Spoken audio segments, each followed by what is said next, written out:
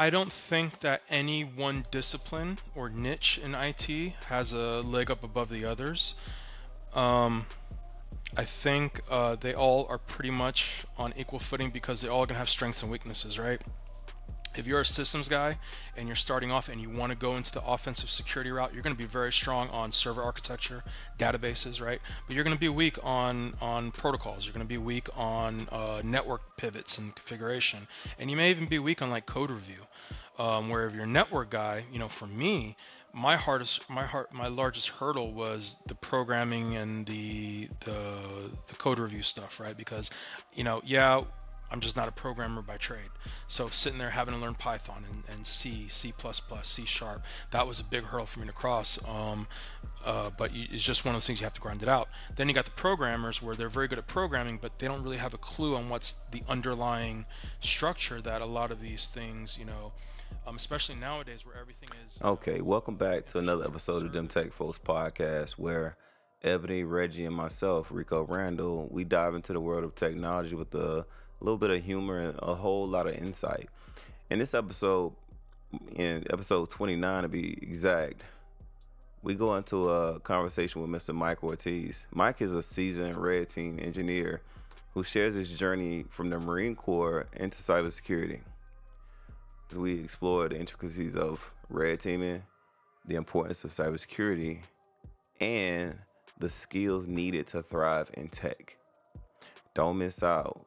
You got to subscribe now. Join us for an engaging discussion and a few laughs along the way. And don't forget to tell your friends. Also, if you're interested in looking into some other episodes, some other things that we have going on with DEM Tech Folks, go to our website at DEM Tech Folks, DEMTECHFOLKS.com. You thought I couldn't spell it, didn't you? All right, well, let us know what you like about the show.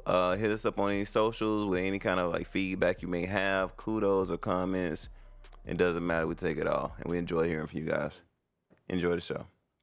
I can't take no loss. I don't even know what it costs. I hit the ground then it go off. Yeah, hit the ground then it go off. Yeah, I can't take no loss. I don't even know what it costs. Yeah, I hit the ground then it go off. My name is Mike Ortiz.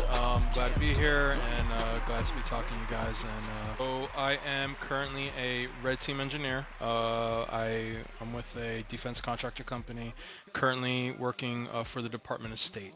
So we do a lot of the red team engagements, campaigns throughout the quarter, so that we can not only identify gaps within the security posture, but also work with the blue teams to institute those remediation techniques to kind of mitigate those risks and make sure all those gaps are closed up. Nice. That's a lot. So how'd you end up getting into that? Like where? Yeah, so I could start off, when I was in, I was in the communication side. I was in the Marines for 12 years. I was specifically datacom, with a little bit of dabbling in radio and some of the other big box communication stuff. But really, I could probably trace it back even before that. The dabbling probably really started, sitting there in kindergarten class with those big old Apple IIe computers, back in the 80s, where teacher sits you down and you're learning BASIC and you're learning, Oregon Trail and all that. And that's really where my love for tech. Yeah, computers in kindergarten? Wait a minute. What school were you in? He went to a rich school. Well, He said a rich school? No, it was a DOD school, right? My father was in the military, so we moved around ever since I was in kindergarten. In fact, I went to kindergarten in Japan, so Okay. That lines up. Does that make more sense? That make more sense. Yeah. Dang. But yeah, I had a computer too, but it was actually a calculator. I thought it was a computer. It was nice. They made me get it, a TI, whatever, Texas. But anyway. Did you have that in kindergarten, Reggie? Yeah, I thought it was fancy. Oh, okay. It wasn't mine. It belonged to my cousin, but I took it like it was my own computer. Okay. That's a way throwback, man. When you loaning calculators. Oh yeah. Jeez. Yeah. I'm done with this. Yeah, I'm done with this. You can have this. Oh my gosh, this computer does line graphs, does everything. This is amazing. Mm-hmm. And you probably still reduced it to 80085. Well, I'm tired of coming on this show and Ebony picking on me, but okay.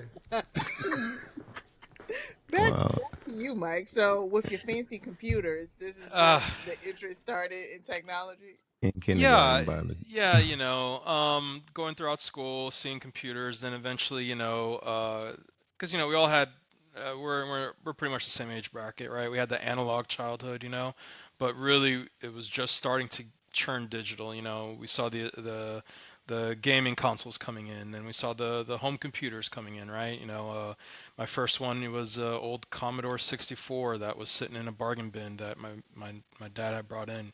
Took it apart, replaced parts, got it online, was able to, you know, play games on it. Then, you know, went from there to 386 to the Intels. Then, you know, laptops became the scene, and then at that point, you know, we're all carrying around smartphones and tablets, you know. So, I was able to see tech progress, you know, slowly, and every step of the way. You know, that's pretty much I've been along for the ride. Yeah. So you said your dad brought computers home and things you kind of play with. Well, what did he do? Yeah, so my father was in the Marines. He was a artillery officer, specifically in meteorology. And then of course, you know, the Marine thing, did a couple, you know, different postings here and there. But he also knew like, hey, I was really into it, right? Like I was one of those kids, like I wanted to go to the Radio Shack and get those little Radio Shack home kits, right? You know, getting the little crystal diodes, building your own radio, right? Putting parts together, making lights blink and things like that. So, you know, every chance he got, you know, he would feed that to me, you know, whether it's, you know, hey, you know, here's a new video game, or not video game, but like a new console or a computer, but it doesn't work, you got to fix it. So here I am, you know, going back and forth between the Radio Shack, you know, getting shocked as I'm figuring out, okay, don't touch that wire because that's the power supply, right? You know, digging in bargain bins in you know, like flea markets and stuff, looking for, you know, spare parts that I can chop out and put my own stuff together, you know, things like that. So that's what's kind of sparked it into me. You know, and that's always been that lifelong curiosity, right? That kept me in tech and led me to tech. So it was, you know, just a little bit and a little bit, and it just kept progressing until, you know, it became a full-blown career. I love your story, dude. I mean, I love the fact that you were digging through the crates, finding parts, putting stuff together. That's the good stuff. People. So for all you young people on the call or on the podcast, snappers. Radio Shack used to be. Radio Shack was the electronics store that all the people that were in the tech used to go to. Yep. That was like walking into a candy store when you were really into tech and stuff like that back when you were younger. So Radio Shack isn't around anymore, but look it up. It's like things I think I saw that on Captain Marvel. It's like physically walking into the electronics section of Amazon.com. Oh yeah. Yeah. I think that's a terrible comparison. Yeah, probably. You're right. Hey, you know what? I appreciate the support though, Mike. I appreciate the support. Hey, I'm with you, brother. Mike's a true Marine. He rolled right into that bullshit. He was like, yeah, that's pretty good. No, I mean, it's true because we did you know, I don't know if this might have been before Amazon really took off. You had, you know, Tiger Direct. Tiger Direct was like the new Radio Shack, you know, where it was literally like just bins and bins and bins of, and like, hey, I need this one specific part. Do you have it? And they're like, yeah, we got some bins over there. And you're literally like digging through the floor of like just parts everywhere, trying to find the one specific type of RAM module you need for your motherboard, you know? So I'm going to take you back too. I don't know. This ain't that far back. You gonna name that other show? That other store? Comp USA. I thought you was gonna say the one that you brought up when we had interviewed Louis. It was like another one. It was like, yeah, that's before Radio Shack. Circuit City? I don't know. Nah, I ain't Circuit. I remember. But I remember Comp USA too. That was a big one. Yeah. Well, I'd like to, don't want to interrupt this reminiscing, of course, but I just Yeah, like you to do. ask a question about what a red team engineer is. Yes. Um, we should probably talk red teaming first. Red teaming itself. So everyone knows Oh, penetration testing, right? is that what you did while you didn't do that while you was in the Marine Corps, though, right? No. You was That a 065X Yeah, I was 06 51, which and then was data 56, marine, and then 59 when I picked up 59. Oh, cyber. you went straight Yeah. to the chief. Nah, I got What out is of the this 59 too. 0651? What are these numbers? So, So go ahead, Mike. What is happening? I was What gonna is say going on? originally I was a 4066, but then our MOS converted into That's the 06 51 56. So okay. I'm tactical gonna stop you data, right there. What's garrison the data. MOS? What are you talking about? Military Don't you work at a occupational base? specialty. That doesn't Yeah, matter. but they don't know. All the branches don't call it the same thing, though. I don't need to know that for anything that I have to do for work or had to do. Yeah. Ma'am, don't cry. You being hysterical. Just relax. You know what?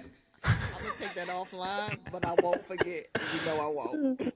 Mike, you ain't got me in trouble. But go ahead and if you want to go ahead and give them a rundown on the designations. No, don't give me a rundown on designations. I can Google that. Nah, Okay. well, it's too late. All right, great. You said it out loud. You let it out of Let's your go. head, and Give it now to we me, got to Okay. deal Mike. with it. Let me have it. All right. We're talking designations, MOSs. Yeah. Okay. So Hey, Mike. 4066 at first. Yes. Hey, Mike, before you start, somebody in the chat said that your volume is a bit low, so I don't know if you can turn your mic up a little bit. Oh, let me. If you're giving a lot of good information, I want to make sure everybody can hear you. Oh yeah, for sure. Let me see. How's that? Comms check 1 2. 1 2 3. What do you guys think? It's It's fine for me, but I mean, if they're having trouble because it goes through different channels, probably to get to them. okay. One sec. Well, they can always watch the edit. We'll clean it up later. Yeah, I can always crank it up. Yep, absolutely. I'm gonna crank up my volume, my mic So- volume. So while he's working through that on Ebony, since you asked the question, 0651 is a tactical data network administrator. Is it, Mike? No, I don't know if it's like 51s, 53, maybe the tactical one. 56s were the tactical, where the Okay. 51s were supposed to be the garrison. Okay. But what happened is that whole plan kind of went to wash. So then they just kind of basically It didn't combined make them sense. all. Yeah, It it didn't didn't really make to have sense them anyway. separated. Because the non-tactical turned tactical when it went to Iraq anyways. Exactly. So I had put in for tactical because my whole career I was I was in the communications battalions. I was on the deployed Okinawa, Iraq, the whole nine, right? Then Nice. when they did the split, they basically said, hey, everyone that wants to be a 51, raise your hand. Everyone wants to be a 56, go here. The 56s were supposed to be the ones out in the field. The 51s were supposed to be the ones that worked at the garrison or in the base, right? And then it just became a mishmash, and at that point it didn't matter. Then when you pick up staff sergeant, you all feed into the same top tier MOS anyway, which is Yep. the 59 data chief. So why they split it didn't really make sense. But they learned the lesson. Now that MOS is completely gone, they merged with I believe the Wire Dogs for circuits, and then the majority of them moved over to cyber. So now they're cyber marines. Nice. Well, Yeah. So go ahead. I was gonna say I don't know if until just about a minute ago I thought Ebony's camera froze. She just looks completely stoic. When you were going through that, she blinked. I'm like, oh, she's It was she's rapt fine. attention. They're not used Yeah. to that, Mike. I don't pay them no mind. That's why they were nervous. This ain't the first time we've had to talk about Ebony and her many faces, Mike. So just be ready for that. It's gonna pop up again. I promise you. No worries. No what worries. you retired recently, or did you get out before that time? No. So I winded up getting out in 2012. And then I picked up my DD-214 in January, and that February I was over in Afghanistan as a contractor. The money was just too good, right? Hey man, I almost did the same thing. Yeah, couldn't turn it down. And a lot of it was, do I stay in for another 8 years, ride it out to retirement? But at that point, a lot of the Marine Corps was transitioning. They were closing down Leatherneck, they were transitioning back, and then it was starting to change pace to like, hey, now we're getting back to garrison Marine Corps, right? War's over, Marine Corps' done. We're going back to the way that things used to be, back in the early 2000s when I first came in. So I was like, all right, well, if I'm going to get out, now's my chance to get out. So I went and got out in 2012, went to Afghanistan and didn't look back, because at that point, paying me 5 times my paycheck to do pretty much my same job, except I don't have to shave, put on a uniform every day, right? Yeah. Couldn't beat And it. you can quit when you want. Exactly. So it was a good choice. I was a little nervous at first, but once you get abroad and you live over, you go overseas, you get used to the swing of things and you hit that battle rhythm, right? Where you're pretty much just working nonstop and grinding it out while you're there. You ever think about, man, I would have retired last year or this year? Because I Yeah. think you've been in 04, I think, probably. No, the funny thing is watching like some of my junior Marines, their Yeah. retirement ceremonies are happening, right? So Yeah. yeah, I would have retired in 2020 for 20 years. But it's hard when I look back and I quantify everything I've done career-wise, everything that I've, the places I've been, the projects I got to work on, the money I made, right? You don't really, Can't forget the money. yeah. Now, So let's talk about these junior Marines. What they look like? What's their situation? Where are they located? What do you mean what they look like? I'm asking for like the fans so that they Reggie, can know. what is going on? What are we doing? Is I this mean, is this episode of Pop the Balloon? Multiple times. Are we gonna pop the balloon? If you want to answer that question, Mike, go ahead. It's yeah, Mike, you don't worry about that question. You can ask him that offline. Let's focus on what a red team engineer is, because that's what I asked you originally. focus, girl. So, Mike, Okay. we do have fun here. So if you, so Yeah, please no, it's fine. Feel good to have fun. You'll loose. Yeah, no worries. But very serious. Yeah. So, did you want me to answer that question, or are we? Yes, Mike. Answer the question of a red team engineer. Please ignore. Oh, red team engineer. Oh yeah. Ignore the titles of the other two. Let's focus and get this back on track, okay? Because this is what we're gonna have to do. Yeah. Okay. Okay. So, red teaming, right? Let's talk red teaming first. So everyone knows, penetration testing or ethical hacking, things like that, right?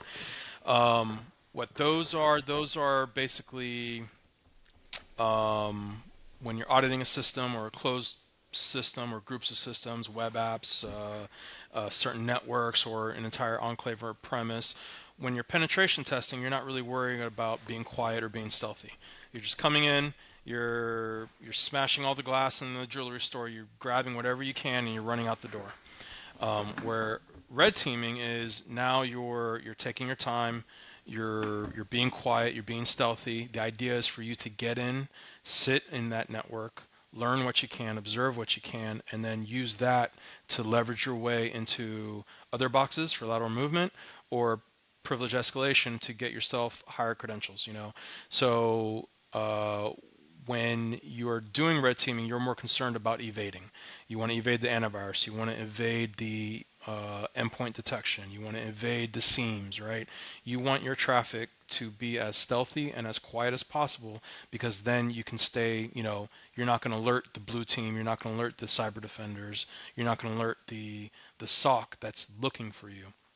And the reason why you want to do that is because the longer you can stay in the network, the more access you can get to other things of the network. You can do more recon. You can do more lateral movement to eventually, you gain what we call, end game, right? Domain dominance, where now you have the keys to the kingdom and you can pretty much do whatever you want on the network. And even then, that's not even where the game ends. The game ends on what the data you can exfiltrate out, and how long you can stay hidden in that network.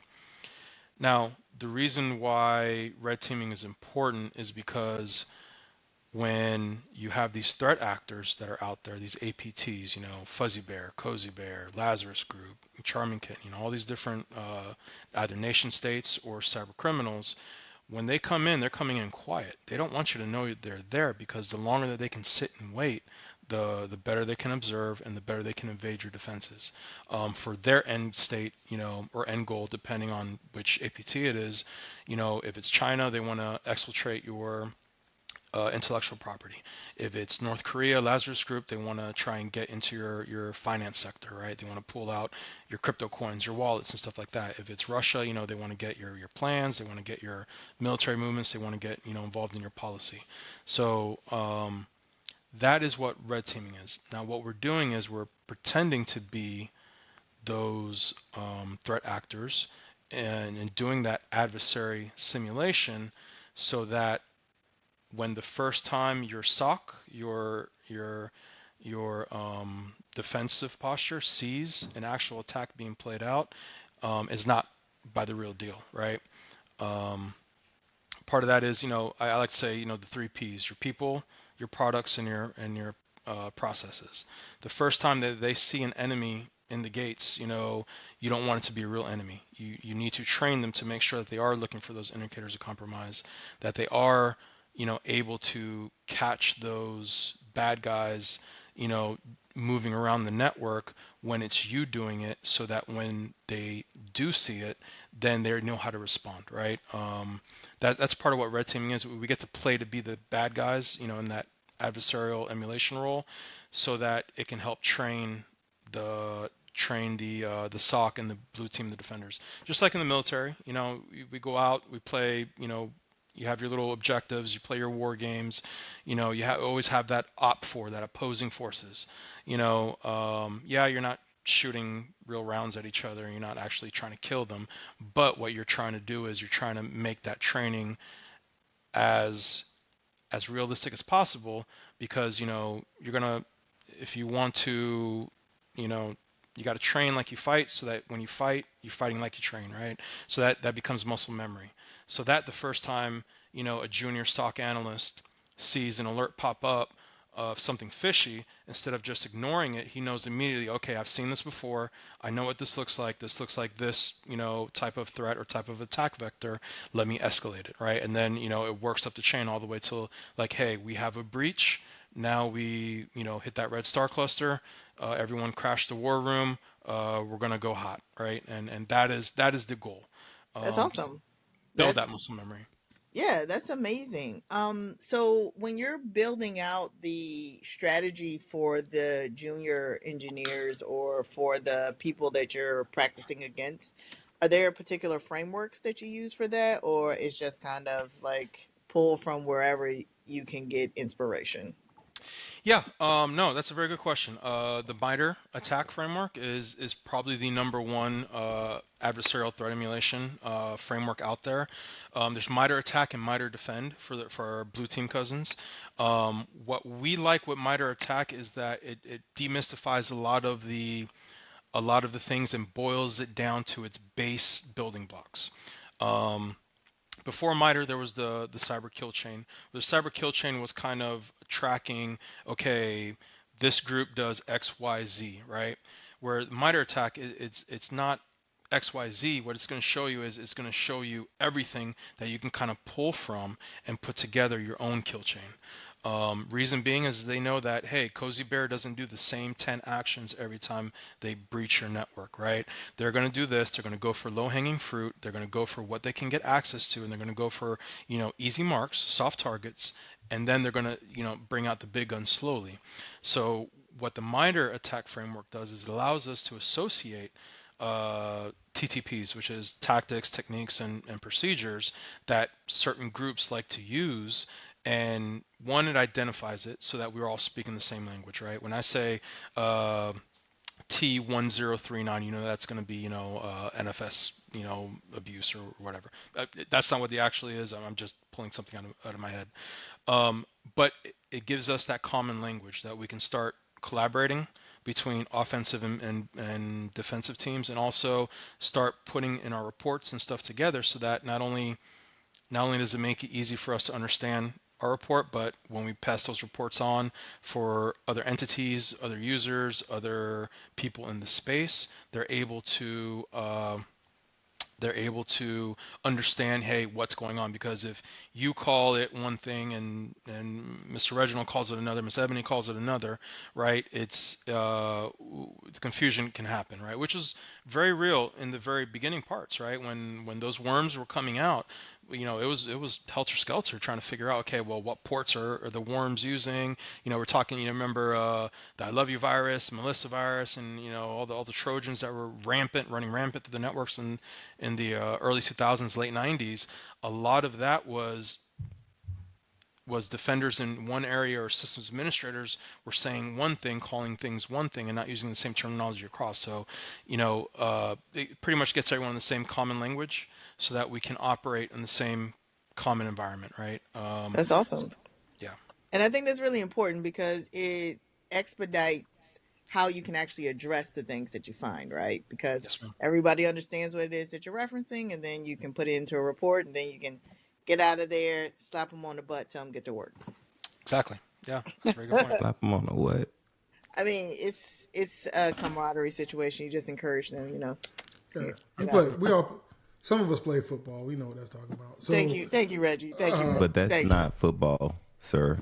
It's not Thank you. football. Hey, but football, the whole It's culture. still a match. It's still a match. Good game. Good game. Exactly. Good It's a game. match. Thanks, Okay. Coach. Played my heart out. Good job, coach. So, Like, I don't play. Wait. But go ahead. no, I was gonna say, man, that was a phenomenal explanation of Right. what you do. I mean, like you really broke it down, and the good thing about the way you explained it, I think anybody could follow that, right? Because I know a lot of times people like us, we start talking and we get super techie and we start losing people and stuff like that. But I think anybody that was on the call could have followed that, which was fantastic. Awesome. So thanks for that, and for the people that's listening in, I hope you guys really go back and take a listen to that, because that was about as amazing as it could be. You can but- think you owe that 8 years. That's 8 years of doing it Barney style. Speaking of Barney style, I'm kind of curious that why so many of these attackers have cute names like Fuzzy Bear, Wally. That was a joke. That was a joke call, but yeah, they have a lot of little cute names. All these people, all these attackers. It's pretty It's funny. like a pit bull named Tiny. Yeah. Yeah. Tiny what? There's actually a push right now to kind of stop that, right? Because it's been a trend. It's kind of like, Fancy Bear, Cozy Bear, Blizzard Bear, right? For all the Russian APTs. And then you got Charming Kitten, Cozy Kitten for the Iranians, and the Pandas for the Chinese, right? So It softens the effect of what is Exactly. going on. Right? Exactly. You don't want people to think that there's something cute going on. You want people to know how serious what's going on. But it's also an insult to the people that Yeah, the it's threat like actors. racist. That's a nice way to look at it. That's a nice way Well, to it look at it is. too. possibly. Yeah. So Oh, what you're they're so looking cute. at, and I believe it was the IEEE has an RFC out for comment right now that I was just reviewing a couple days ago, where they're looking at to establish a naming standard where it will go back to the, stick to the roots of APT number and then that group, who they're attributed to. So that, because at the end of the day, you end up with the Earth sign family, if you will. The bear family is probably like 30 different APTs, so it's starting to get a little ridiculous trying to keep them all straight. So what made you decide to go red team versus blue team? Is there like a pro con? Like are there things about blue team that people don't really like, or vice versa the red team? What are your thoughts on that? Yeah, so I came by red teaming in a very roundabout way. I talked about this previously, where your traditional path is usually, you're going to be in a SOC, and then from a SOC, you're probably going to branch out into pen testing, offensive security, maybe doing detection engineering, right? And then from there, once you're in that pen tester role, then you'll progress into a red team role. For me, I came out of the network side, so I was always a networker, number one. So even when I was contracting, I was not contracting on the cyber side because at the time, DoD Cyber was pretty much all GRC, which is governance, risk, and compliance, or information assurance, which to me, being a techie with hands on the keyboard, I lived and died by the command line. I couldn't imagine sitting there clicking through Nessus scans and correlating firewall logs. To me, that was like that was that was not appealing at all. Give it to the retirees. Yeah, yeah, give it to So just so we're retirees. clear, it does involve more than just clicking through Nessus See what you scans. did, man. See what you did. You know, woke Listen, her up. listen. I had a nerve. All I'm You done saying pissed her is, off. just because the organization that you were in chose to implement it in that fashion, Oh, is sookie no now. means- Hey, man, if she No, started taking the earrings off, we're going to end early. yeah, I know. I already took 'em off, 'cause Vaseline I on the already- eyebrows, shit. earrings off. Oh, God. No.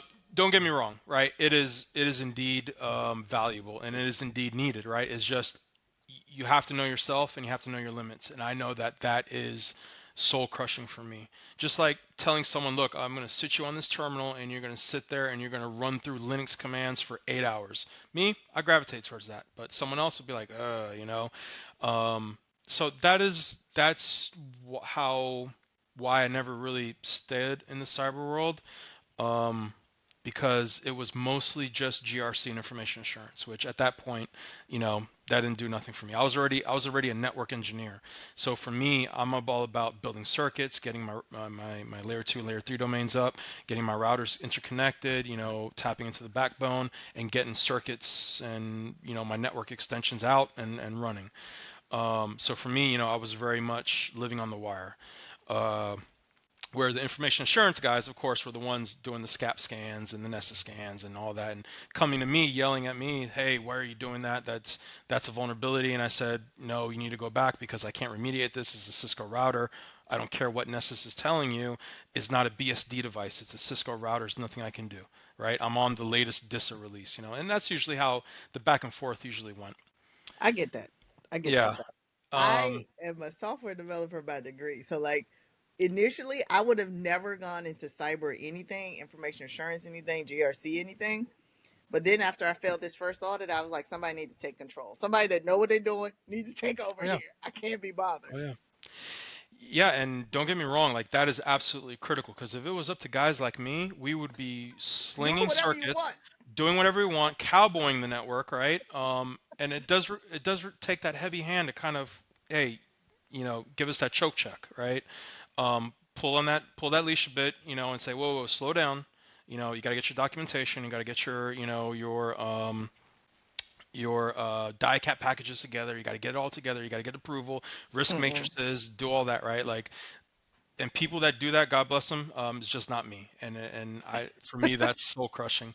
It's But all right. it I'll is yank your extremely train. I don't have important. no problem. Whoa. Pause. Um, Pause. So, Pause. so the thing.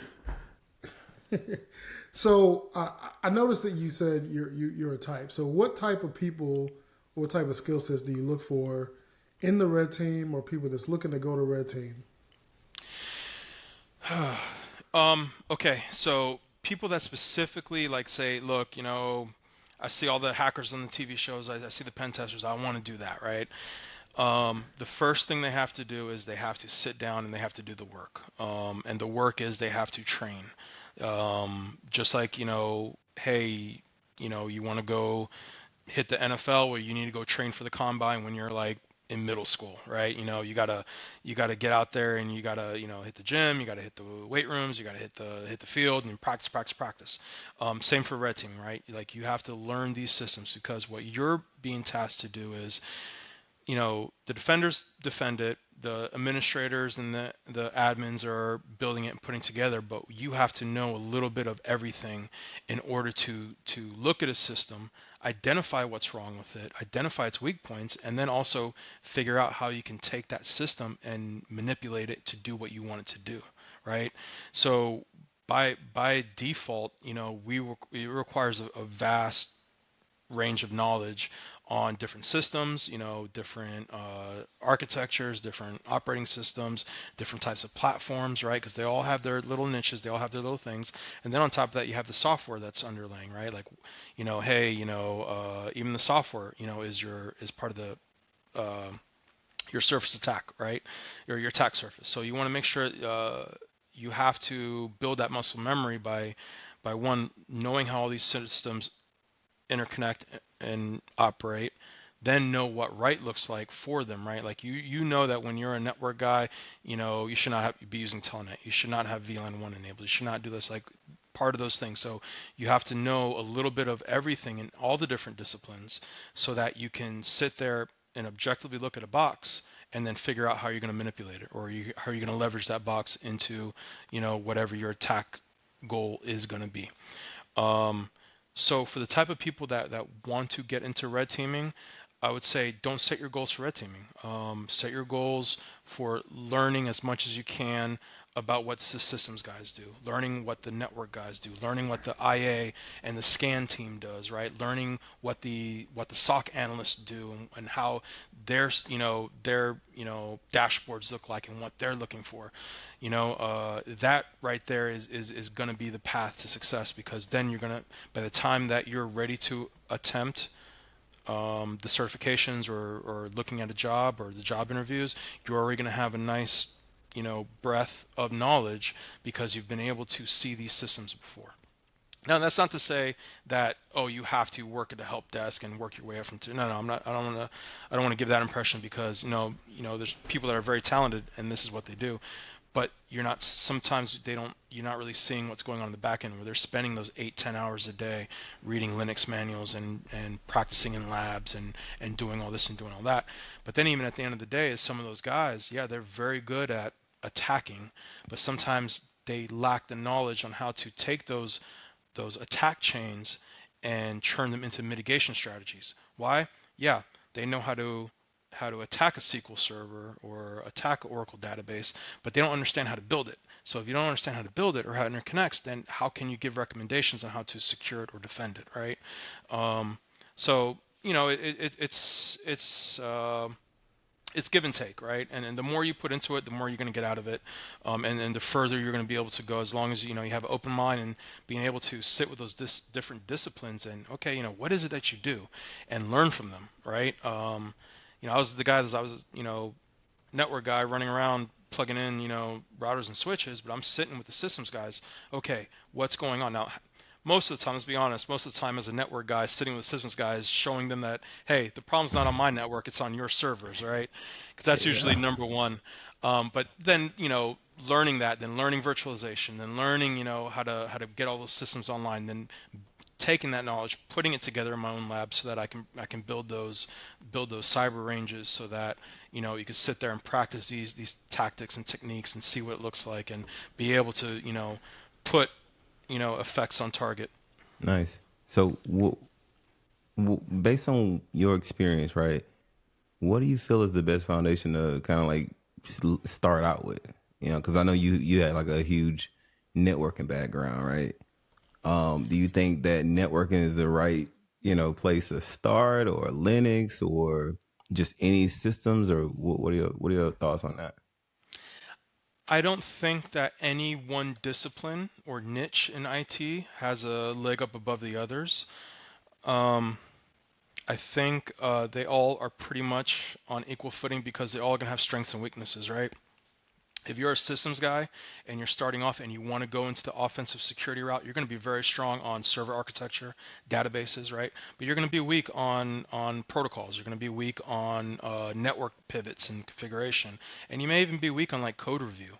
Where if you're a network guy, for me, my largest hurdle was the programming and the code review stuff, right? Because I'm just not a programmer by trade. So sitting there having to learn Python and C, C++, C#, that was a big hurdle for me to cross. But it's just one of those things, you have to grind it out. Then you got the programmers, where they're very good at programming, but they don't really have a clue on what's the underlying structure that a lot of these things, especially nowadays where everything is, infrastructure as a service or infrastructure as code. A lot of these people have never touched the router, never touched the switch, never done all that because they have a YAML file that Terraform deploys everything for them, and they don't understand how to bring everything together. So I think they're all pretty much on equal footing, but they all have their different strengths and weaknesses. The one thing that kind of will be the bar that they will all cross, or that filter that they all have to cross, is the drive. How bad do you want it? How bad do you Great. want to be on the other end of that console when Yeah. your beacons are coming home and you're getting root access on boxes that you're not supposed to be? Because those that want it will get it, and those that won't, they'll try and then they'll get distracted and then they'll settle all into a different niche that's more for them. But really, it's just that drive and determination is what's going to make them successful, in my Does it opinion. I don't want to get raked over. Yeah. yeah, she's calm now. So Okay, the first of all, team, she got a name. Let's start with that. Okay. oh man, Secondly, she I was not completely calm. agree with you, Mike. Thank you so much for sharing your opinion on that. She was not calm at all. Man. We gotta tread lightly, Mike. Eggshells. Eggshells. Got it. So I imagine that like you have a red team, right? Or a blue team. Within this team, there's people that are like probably, stronger in certain areas, right? You may have a guy that's better at networking. Is that the case, or is everybody kind of like have to like be tight on everything? Or do you have to have like general knowledge on everything and go deep on a certain area, or what are the recommendations? Yeah. So so there's even different subsets in red teaming, right? Mm. So for me, I enjoy building the infrastructure for red team operations, and that infrastructure is basically, hey, you have your command and control server, and your command and control server is where your beacons are phoning home to, right? So you're putting your implants out there, you're putting your beacons, basically your malware. You're developing your malware, you're dropping it on boxes, you're hiding those processes so that it can phone home, and then gives you remote control capability into those machines. So you have your C2 server, then you have redirectors, because you don't ever want to put your C2 server right on the internet. So because what's going to happen is, as soon as your beacon or if one of your beacons get caught, that tier 1 SOC analyst that's sitting there at 2 in the morning is going to say, hey, this beacon is calling to this address. Let me see what's there. And they go look it up, do some research on it, and boom, you're busted. Your whole entire range is blacklisted. So you have different redirectors that are sprinkled out there. A little bit in Azure, right? A little bit in AWS, a little bit in Google Cloud, because you got to mix it up. Then you're going to buy a bunch of different domains. You're going to assign those domain names, right? Except for Azure, because they just recently closed off domain fronting, which we're a little sore about that in the community. But rightfully so. It's for a good reason. But we're leveraging things like AWS Lambda and Google Cloud basic VPSs, and we go out there and we get a bunch of like cheap domain names that are basically innocuous. We build up some website, we give it traffic, and basically you're building up this whole infrastructure just to the point of being able that when your beacons phone home, they're going to different redirectors, and the redirectors are sending them to different areas, and then it'll all come back eventually into that C2 server, where then you can start issuing commands to that beacon from your C2 server, and it's going to take those actions on those boxes that you're infecting. So man, let me tell you, you walk into a donut shop and you see them and you're like, man, those are some wonderful donuts. You just took us back in the back and we seeing how the donuts are getting made right now, or how the sausage is getting made. I mean, you giving the goat on that one, but I do want to take time here. I don't know if Rico has his effect board. What effect board? So it's almost silly to ask you this, but this is a segment that we do within our show, Okay. where we ask the guests, you pick a topic, and you the lightning. You pick a topic, and we give you 1 minute to teach the topic. So it's called Lightning Lessons. So, and this is for our viewers and stuff like that. So we're giving you a minute to choose a subject and a minute to teach somebody about the subject within a minute. Quick, easy, simple. Did I get that right, Ebony? And we got to stick to the minute because it was a lot of shade from people my telling God. us that we give them 3 minutes. And like, Shade from who? I don't think that's important. Non-attribution. What I am going to say is we're going to stick to the 1 minute. Reggie, you got the timer? Yeah. So Ebony, did I get that right? Did I miss anything? And Mike, do you understand what we're talking about, the rules? I got the assignment. Okay.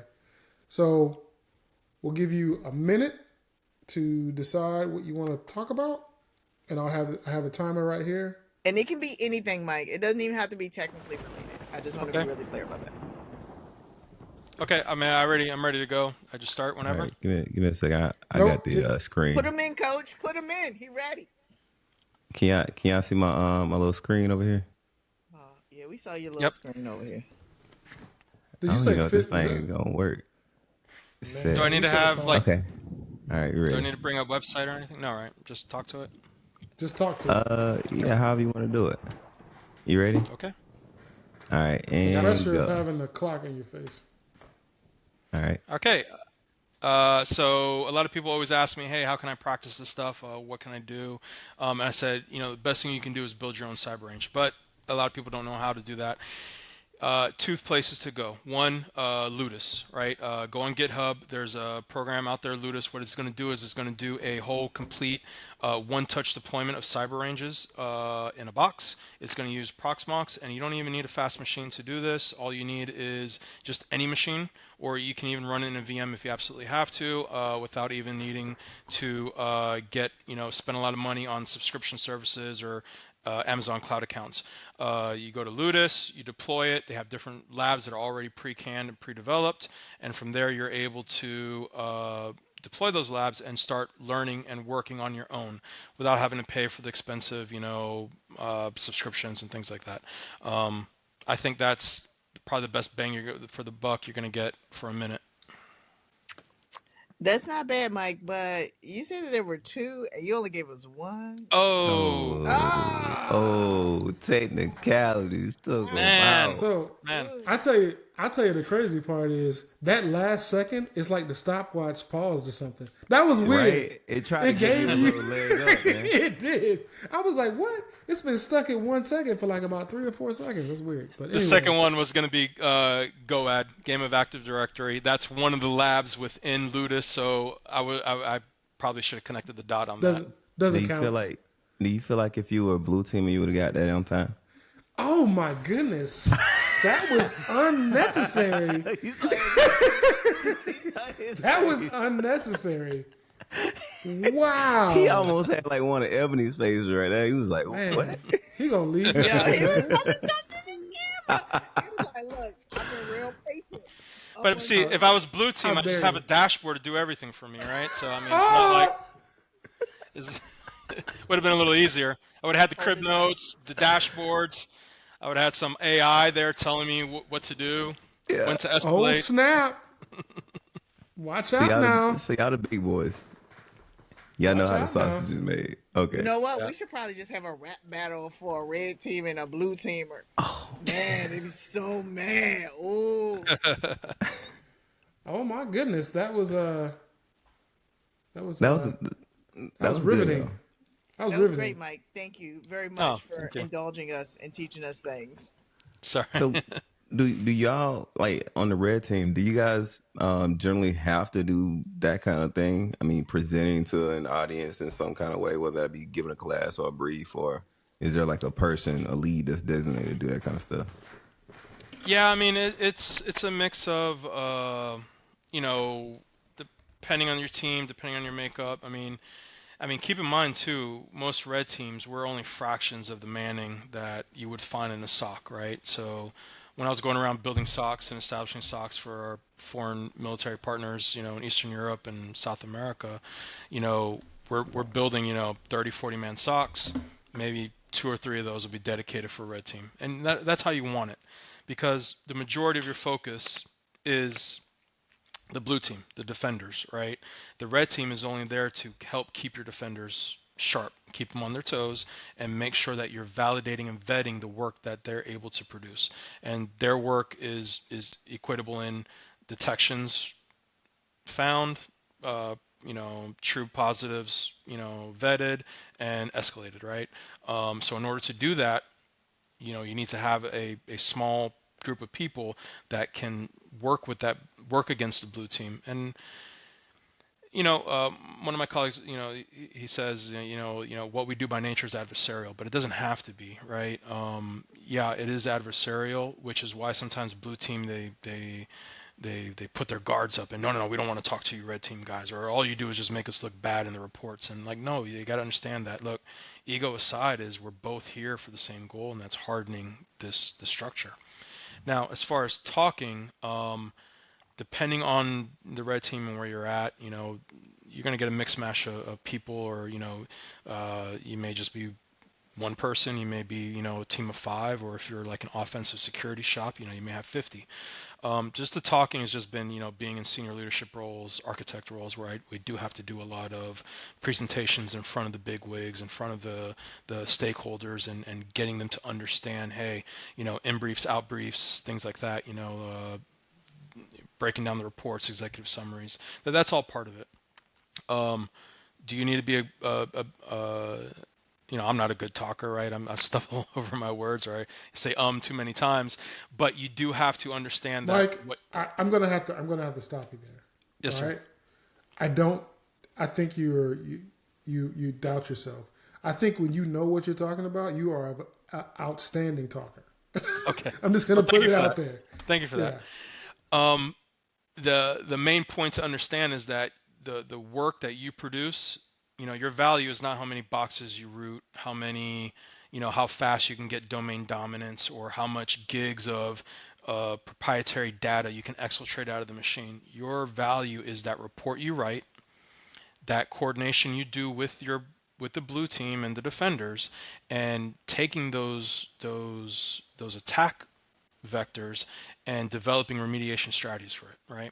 And a lot of that may not even be like, hey, sometimes you don't have to sit there and say, okay, blue team, this is how you're going to fix it. Most of the time they're going to have that. You're just shining the light on it, right? You're like that house inspector that's looking up in the attic and looking in all the corners and, checking all the baseboards and stuff. Like that is what you're supposed to do, just so that you can put that report together and get it to the right people, so then they can come back behind you. And sometimes, if it's something really complicated or even emergent, they're going to come back to you and say, hey, can you break this down for us? And you're like, sure, yeah. You'll sit there with them. You work side by side with them. Then they'll say, okay, I think I know how to defend against this. This is what we're going to do. We're going to look for these type of files. We're going to look for these type of IOCs. We're going to do these type of group policies to lock it down. And then they'll say, okay, can you go ahead and test again? And then you go back and test, and you keep doing it until you resolve that issue and you close that hole up. Because better for you to sit there and go through it than for it to be Russia or China or Iran coming in and leveraging that attack vector on your enterprise. Or your assessor from the GRC department. Or the assessor from the GRC department, yes. They ain't doing that. So Mike, you like earlier you said like the red team comes in breaking glass in the jewelry store, right? Y'all wreck shop. No, he said the pen testers do. Oh, really? Oh, so that's what he said. He said the pen testers walk away like bad boys and blow up stuff, and the red team carefully lays bricks to the side so that they can rebuild the stuff that were broken. Yeah. That's quite a forceful way to tell him that. Expose me as being a bad listener, but I know, next time do it in a way that nobody, is not surprised. You don't tell me what to do. Just go and stop that right there. Go and finish asking Mike whatever your question was. You really want me to ask my question? Mommy just slapped Daddy. Okay, all right. I apologize, Mike. Sometimes she don't know how to act when we got company, but. Nope, you're not gonna get me in trouble. You already in trouble, man. You in there with me. Great job, Mike.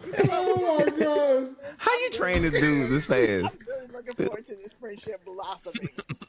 Okay. So pen Oh testers are outside of these two teams. Okay, so depends on the organization and depend Okay. on what the goal is, right? let's say let's say you're an organization and you need to do a pen test for your insurance company or for like SOC 2 compliance or HIPAA compliance or to meet some kind of regulatory thing where you have to get a pen tester every couple of months or years. um, those pen testers, they're not looking to be quiet, they're not looking to be stealthy, they're not looking for evasion. They're just looking, they're gonna throw a bunch of they're going to scan your system. They're going to look for vulnerabilities. They're going to try and leverage those vulnerabilities into proof of concepts like, hey, you have a vulnerability in your Adobe client here. We were able to execute a buffer overflow or some type of memory attack where now we received RCE, which is remote code execution, right? Those are your pen testers. Those are the ones that are doing the audits, taking those Nessus scans, looking for those vulnerabilities, and trying to leverage a actionable proof of concept for remote code execution, or doing something that wasn't intended to do. Uh, where the red teamers are coming in and their goal is to sneak into your network, stay in your network, move around, and pull what they can out. Um, they're coming in different ways. They're coming in 90% of the time. They're coming in off of phishing campaigns. That is still the number one attack surface in. If it's not 0 days, if it's not some kind of novel emergent thing like we saw with Log4j, it's almost been a year now, Log4j, or if it's not some kind of supply side attack like the SolarWinds Orion from 3 years ago, yeah, 3 years ago, then it's phishing. And 90% of it is going to be phishing Mm. because that is just how they get in. So just because one of your users gets phished, right, it doesn't mean that they automatically are in your network. They have to do a lot of work to get into there. Where pen testing, they're coming in, they have maybe 2 weeks, they have maybe a month. No, probably not a month, but usually it's like 1 week to 2 weeks to really test this scope. They're getting rules of engagement. They are given, hey, this is what's in scope. This is what's out of scope. We want you to test X, Y, Z, but don't run, like kernel exploits. Don't touch our SharePoint server. Don't touch our database, right? Like only, this is your box. Do everything you want in that box. Where red teaming, that box is wide open. That box is the entire enclave or the entire enterprise, because that is, Russia is not going to follow an ROE. They're not going to promise to not attack your, SharePoint or take down services. They're going to do whatever they can, and that is what we're emulating. So a lot of what we do is adversarial and threat emulation, because depending on what sector you're in, it determines what APTs are interested in getting the goodies, right? If you're in the financial sector, you're gonna have North Korea after you. If you're in the telecom or commercial sector, that's China, right? If you're in government sector, that's Russia, right? And then that's not saying that you're only going to get those, but that's what your major threats are, right? If you're a bank and you're not concerned about what Lazarus Group is doing, and you don't have a person coming in and pretending to be Lazarus Group and doing those same tactics and those same TTPs that Lazarus Group does. Lazarus Group is the North Korean financial sector APT. They're the one, then you're missing out, because sure, you could be worried about, hey, yeah, we're worried about what Russia's doing and all that stuff, but you don't understand that, hey, if you're, a regional credit union, Russia probably doesn't really care about you, right? But North Korea does, and they're going to want to hit you hard, like what happened with Fifth Bank. 3/5. I don't know how you say it, or 5 over Yeah. 3. Yeah, I think it's fifth, third, but Yeah, yeah. that was a couple of years ago, right? They got hit really hard, and North Korea almost walked away with a couple billion. Mhm. Um, yeah. So really understanding your threats and what your you remember, in the Marines, you're sitting on the rifle range, right? You got your 5 meter, 50 meter, and 500 meter targets, right?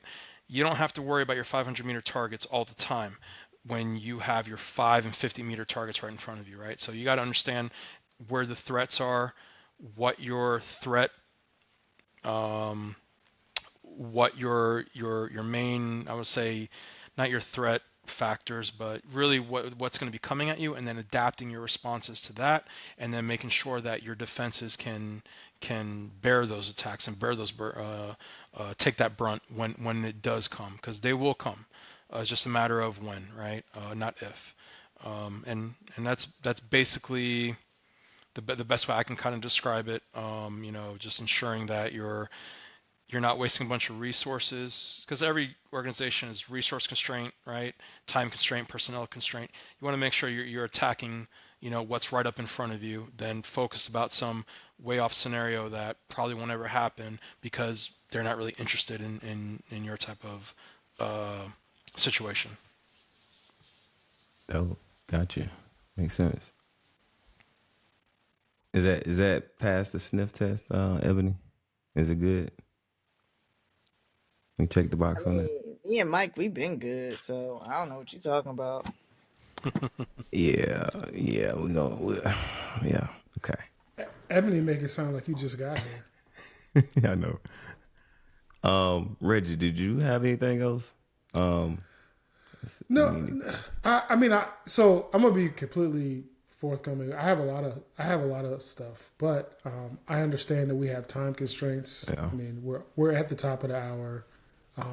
Maybe we'll bring you back and you could talk more with us. But out of respect for everybody's time, I'm just going to kind of curb my questions and not do it right now. But definitely want to bring you, definitely have more, but maybe we can talk about bringing you back once we hang up. Man, he ain't got nowhere to be, man. He snowed in probably up there in Virginia. Wow. Nah, I'm messing with you, right? Well, Mike, did you have any parting thoughts for anybody in the audience? Maybe it's a question that you always get, or hot take on something. Yeah, no, I appreciate what you guys are doing.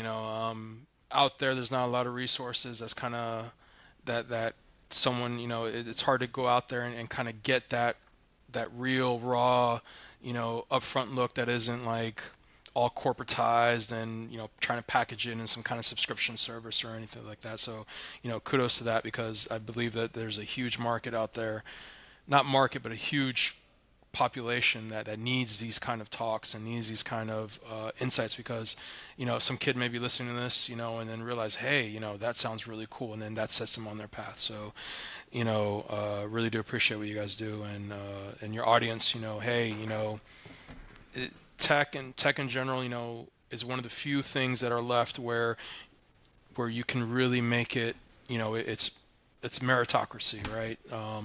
It doesn't matter who your parents are. It doesn't matter how much money you have. It doesn't matter what side of the street you were born, right? Here in tech, the only thing that matters is how much you can perform and how much you can ingest this information, a whole bunch of information, and turn that into actionable strategy. So anyone on the fence of tech. I love that. I mean, let's be real, right? Like, no one's born, none of us are going to be born with, in a mansion with all this, right? And we ain't got no inheritance coming. We ain't got no trust fund, right? Like, we have to grind for what we have. And, a lot of the people in the audience, like, look, you can go grind in the streets, or you can go grind here, right? And you grind in the books, you grind in the labs, you grind in tech, and you're gonna make it, right? That's gonna be a good way to get started in a career, and the sooner the better.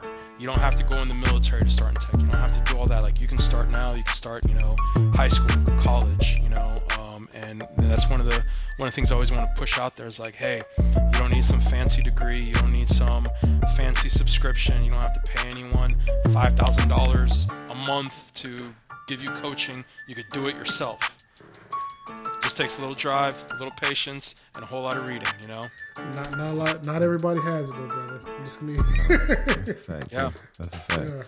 Well, Mike, I really appreciate you coming on and sharing your experience and dodging the bullets that Ebony been flying around towards everybody. I think I caught a stray. Not towards everyone, but also, Mike, thank you so much for joining us. I've never had a guest welcome me to the podcast, so thank you. I really appreciated that. Thank you. That's a stray right there. Yeah, everybody except for Reginald. Reginald's favorite. You already know that. People been messaging me saying how Reggie's your favorite, but it's okay. But I appreciate it, Mike. Yeah, this has been great. Favorite punching bag. Thank you, everyone. To everybody that's out there, make sure you develop in every mind that's around you. You see somebody with a question, if you have the answer, give it up. The community should be about sharing, building upon each other, building with each other, because it's a small community. And so you'll probably be working with these same people. So make sure they're sharp. Find us on every social. I think we're on everything. But look for us. Look for DEM Tech folks or Develop Every Mind. One of the two. Make sure you can use a hashtag if you believe in what we're doing, especially with respect to like education in this space. That's one of my passions. So with that, I'll let you guys go for the night, and we'll see you on the next one.